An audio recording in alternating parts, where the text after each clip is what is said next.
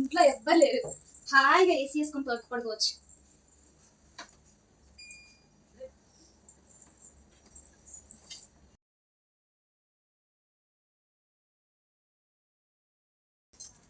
AC ఎవరు వేసారు?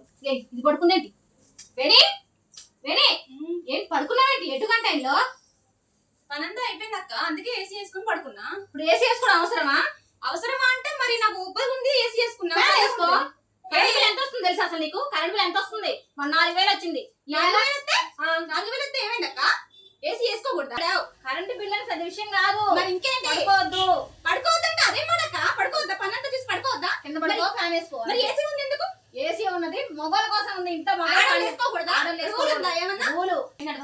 నేను ఏసీ వేసే పడుకుంటా. ఎందుకు వేసుకుంటావు?